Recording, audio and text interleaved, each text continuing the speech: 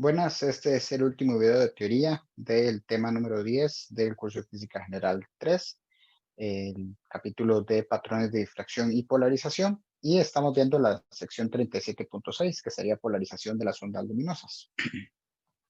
Bien, entonces, en lo que estuvimos hablando de todos estos temas anteriores, lo que estábamos tratando era la parte de difracción más que todo, sobre estos patrones que se podían generar en una pantalla cuando teníamos una fuente y cómo era que estos se podían o se comportaban dependiendo de qué era la estructura que teníamos. Por ejemplo, estuvimos hablando de una rendija lo suficientemente pequeña, luego también estuvimos hablando sobre rejilla de tracción, estuvimos hablando sobre rayos X y lo que serían estructuras moleculares.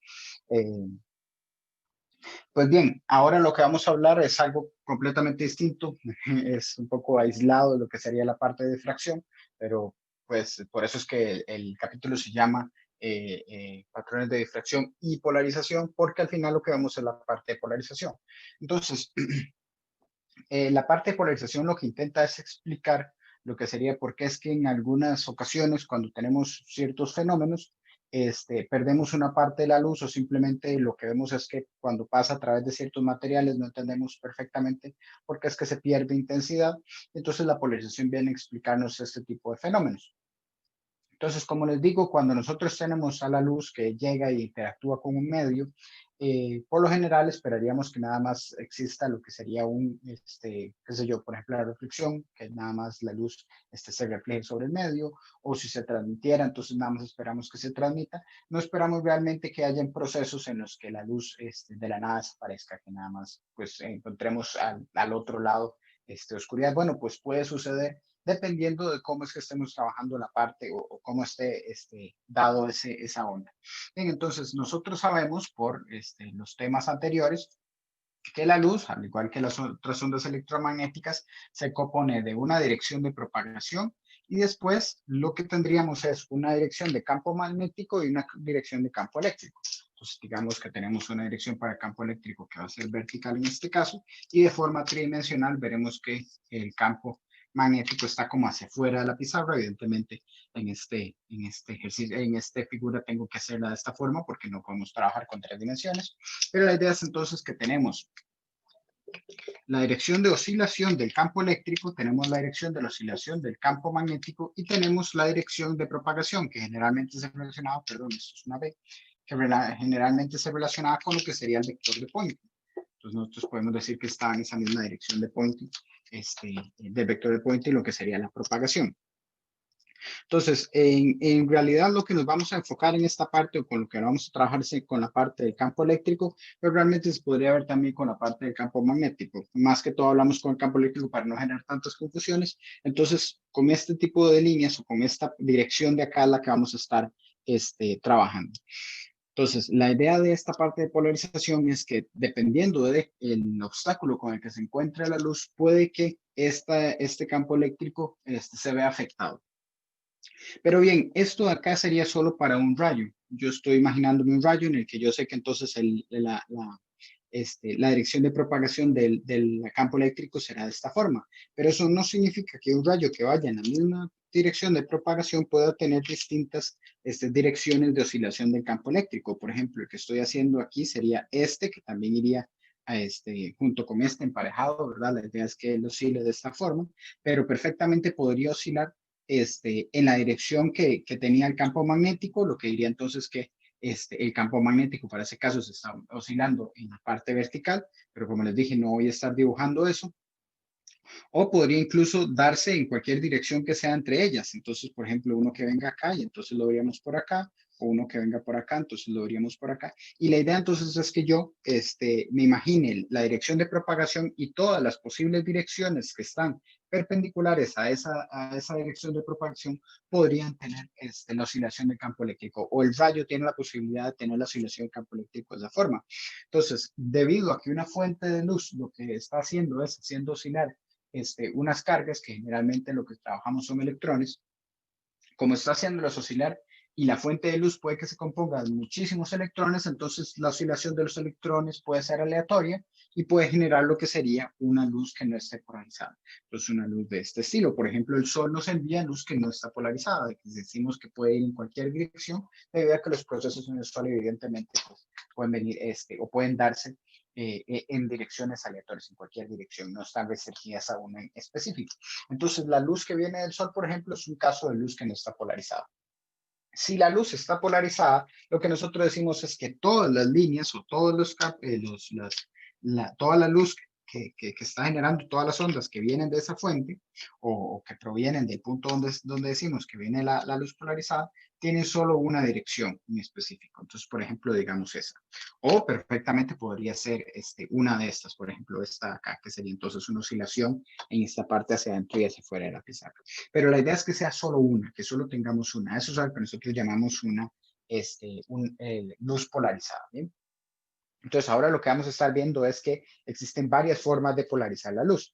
Un par de ellas sí las vamos a ver un poco más a fondo con lo que serían ecuaciones, las otras nada más las vamos a mencionar debido a que no se ve a este nivel lo que serían ecuaciones en esa parte y nada más sería como un comentario breve.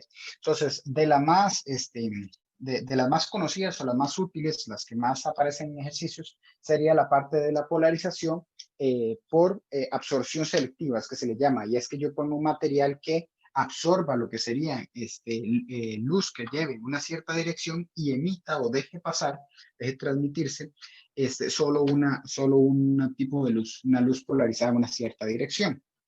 Entonces, ¿qué es lo que pasa en esos casos? O la parte ya más técnica de cómo es que funciona, es que tenemos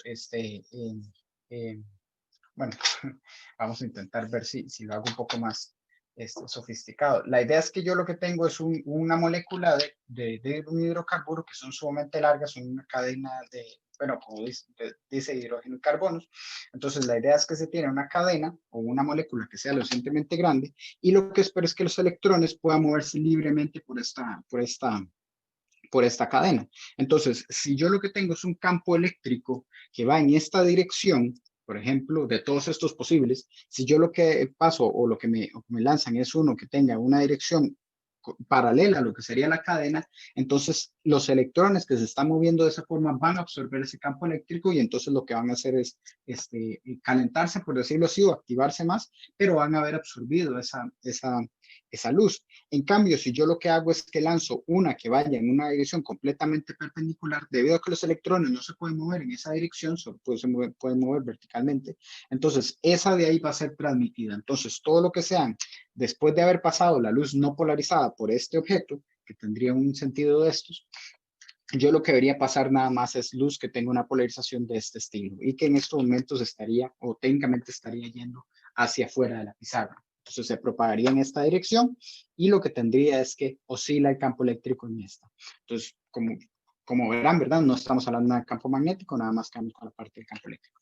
Entonces, lo que tendríamos es una oscilación de esta forma, una propagación de esta otra, y entonces este tipo de material lo que nos genera es luz polarizada.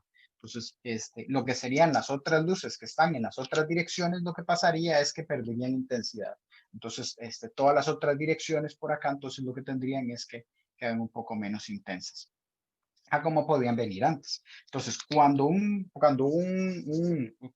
luz no polarizada pasa por un primer polarizador, lo que va a pasar es, como les digo, que va a perderse una parte de lo que sería la luz o la intensidad de la luz, y eso va a estar dado por un medio de la intensidad se va a perder. Ahorita vamos a ver por qué es que se pierde esa intensidad ahí. Perdemos un medio y la intensidad original que tenga, que llamamos generalmente la intensidad máxima. Entonces, de la original, que tendría la intensidad máxima, perdemos un medio de ella cuando pasamos por el primer polarizador. Cuando pasamos por uno segundo, entonces, dependiendo de cuál es el ángulo que tenga la segunda línea de carbono,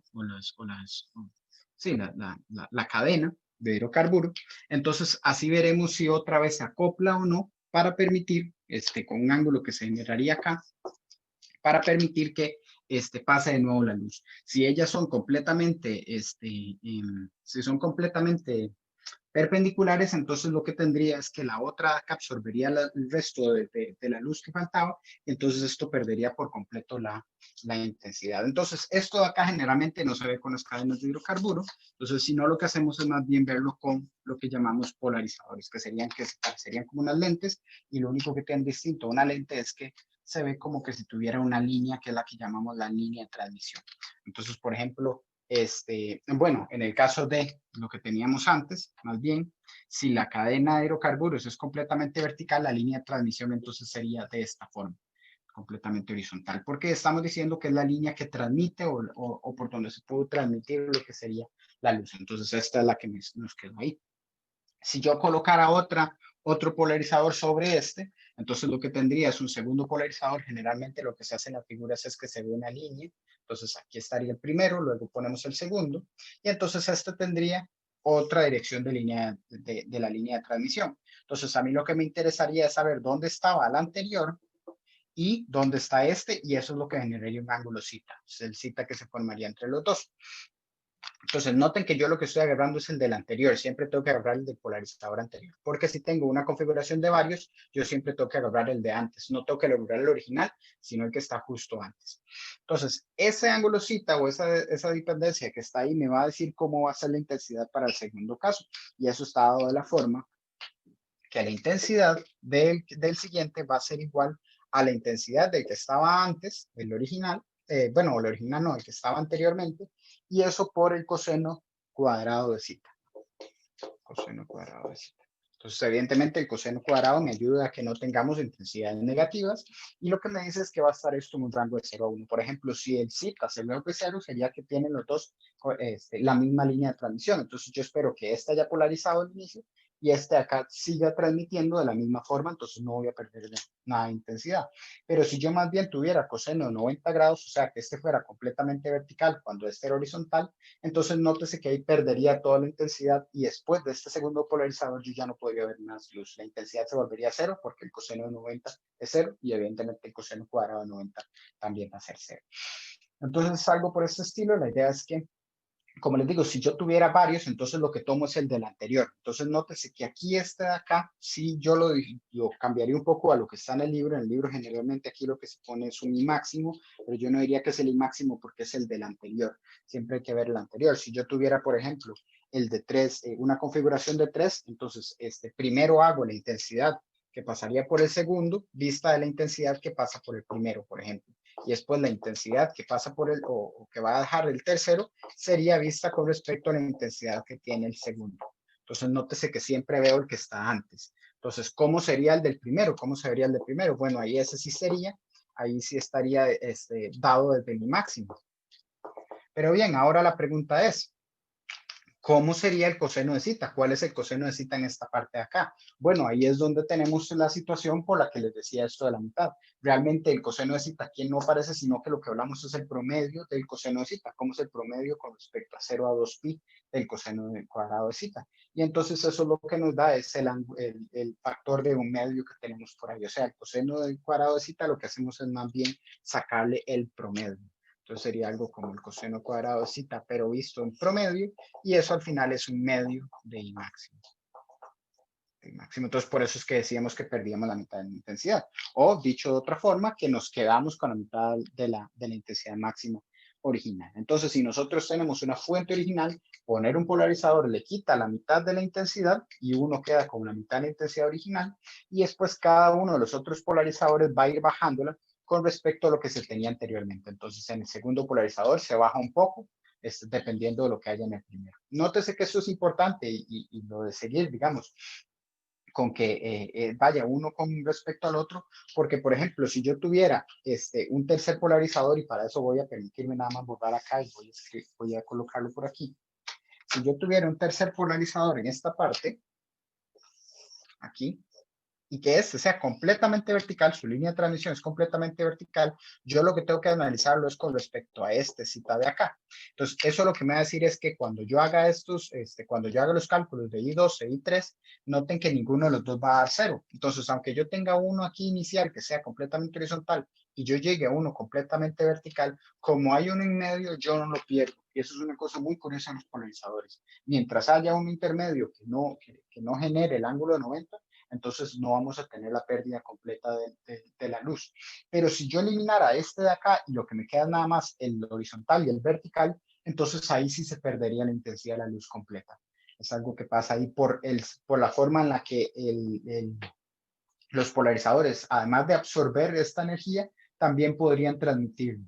Entonces, o generarla, digamos, lo que serían la activación que tendrían los electrones, pues entonces también genera ciertas repercusiones que hacen que aún así tendríamos luz en lo que sería el tercero si hubiera este intermedio. Y no estaría si no estuviera el intermedio. Entonces, por eso siempre es importante tomar el anterior y no el original, sino entonces los cálculos no darían correctos. Entonces, eso sería en la parte de polarizadores, polarización por absorción selectiva. Entonces, a esta que puse acá, o sea, a esta que lo que me dice es I, este, es igual a, como les digo, aquí el libro lo que pone es máximo, yo lo que pongo es como nada más de que voy a considerar la anterior, solo para recordar que no es el máximo, que no es el original.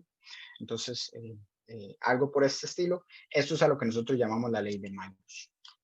Entonces, también hay otra forma de verlo que sería poner aquí un n y aquí un n-1.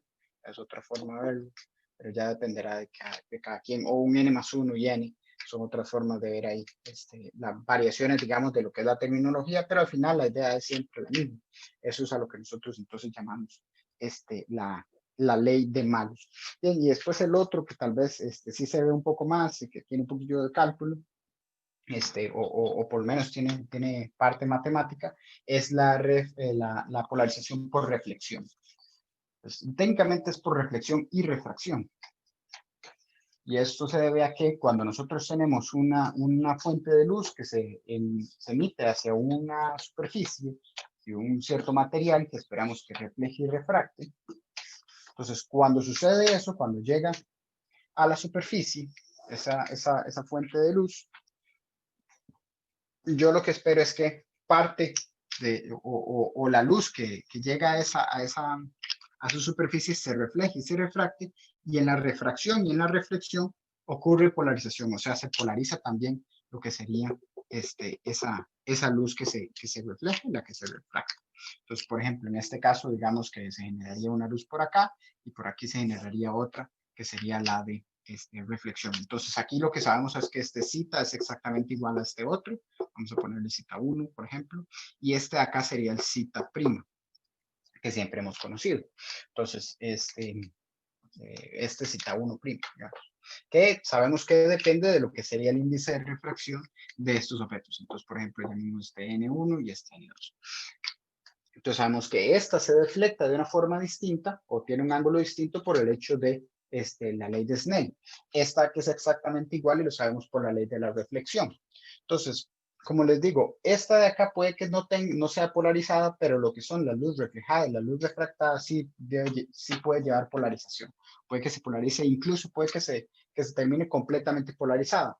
La luz reflejada. La luz refractada generalmente nada más se polariza parcialmente y queda nada más parcialmente polarizada. Eso se refiere a que pierde intensidad en algunas de las direcciones, pero todavía mantiene todas las direcciones.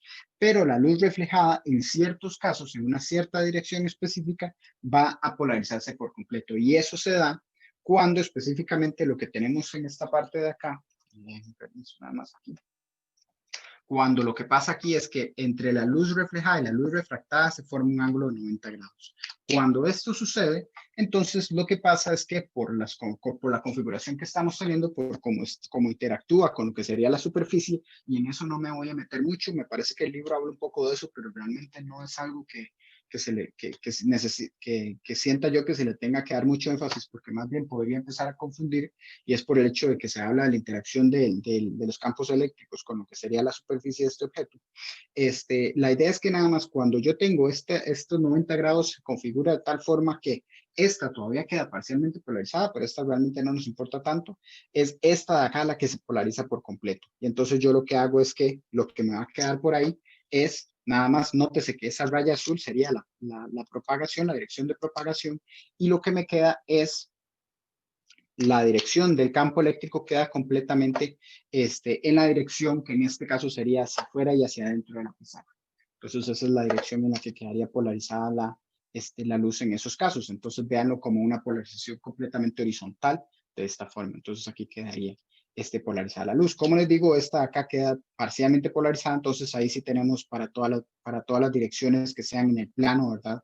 Que genera esta dirección de propagación. Entonces algo como de este estilo, no sé si se apreciará muy bien en lo que es con respecto al teléfono, a la cámara donde está, pero entonces se podría en todas estas direcciones, pero como les digo, esta no nos importa tanto, sino esta de acá, que se quedaría hacia adentro y hacia afuera.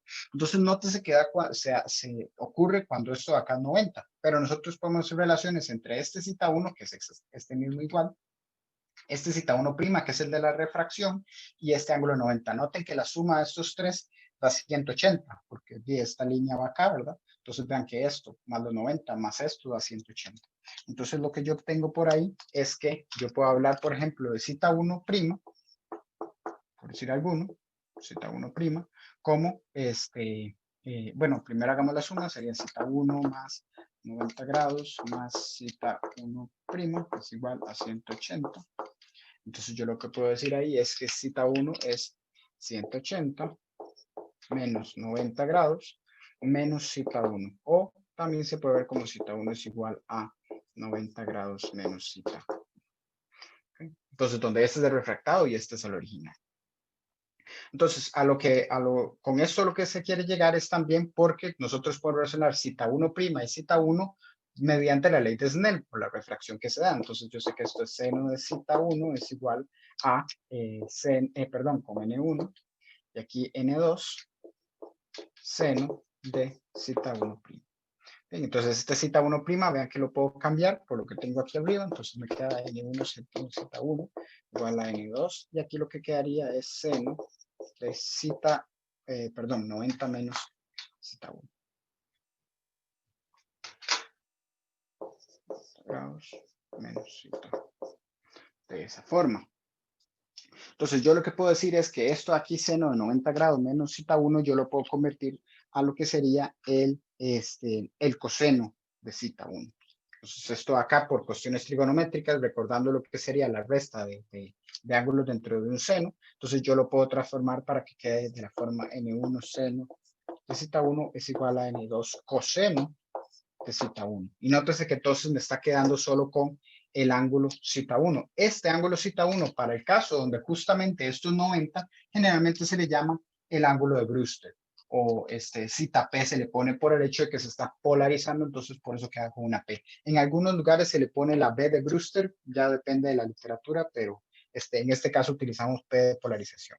Entonces la idea es despejarlo. Nótese que si yo pongo seno y le pongo a dividir el coseno, lo que voy a obtener es una tangente. Sería entonces tangente de cita 1.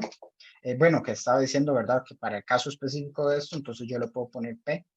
Entonces esto acá debería llevar la P acá. Para este caso en específico donde cita 1 prima es, o bueno, se da esta configuración que estamos hablando, ¿sí? Donde estos de acá suman a 180 por este ángulo 90 que está aquí. Entonces, cuando se da esa configuración específica, entonces esto es tangente de cita P, y eso entonces sería igual a, bueno, tenía el N2 y entonces paso a ir el N1, entonces queda N2 sobre N. Entonces sería lo que nosotros conocemos como la ley de Brewster, sería entonces esta acá de tangente de cita P es igual a N2 sobre N1, donde nótese que cita P nada más para despejarlo sería hacer el arco tangente de esa fracción que está por ahí. Entonces estas de las otras cosas que se pueden trabajar. Y también es curioso notar que cuando se polariza la luz por la reflexión, vean que queda de una forma horizontal. Entonces, si yo lo que tengo es una superficie horizontal, me queda de esa forma.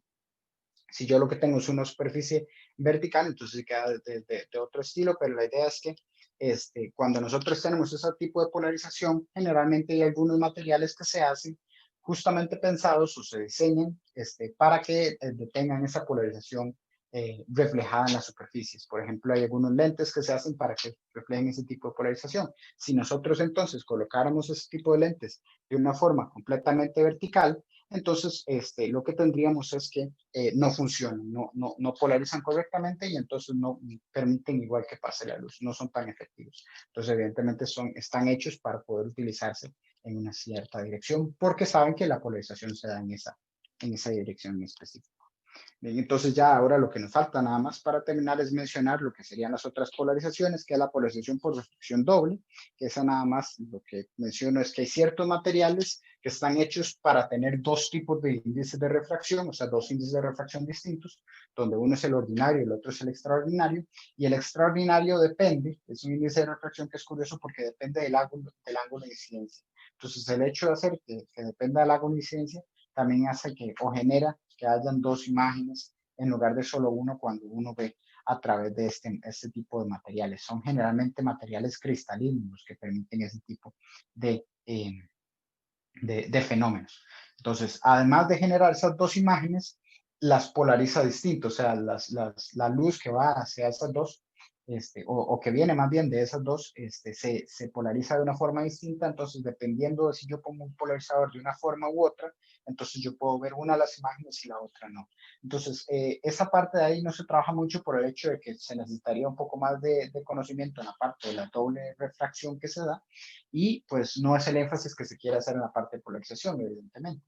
Entonces, nada más la idea es que de esa doble refracción, de esa generación de dos rayos distintos, se obtiene que una es polarizada de una forma y otra de otra. Entonces, es una de las curiosidades que pasan en ese tipo de fenómenos. Y después la otra, la polarización, que se llama por dispersión. Y eso nada más es algo parecido a lo que pasa con la reflexión, perdón, en el sentido de que trabaja con lo que sería la configuración atómica de los átomos en la superficie, de las moléculas en la superficie del material que está reflejando, solo que en lugar de ser en una superficie, esta sea simplemente en un medio. Entonces, por ejemplo, ahí lo que habla es sobre lo que es la atmósfera terrestre, que tiene gas, evidentemente, tenemos aire, y entonces las moléculas de gas y de aire, que son, están compuestas por dos átomos, por ejemplo, una pareja de oxígeno o una pareja de nitrógeno.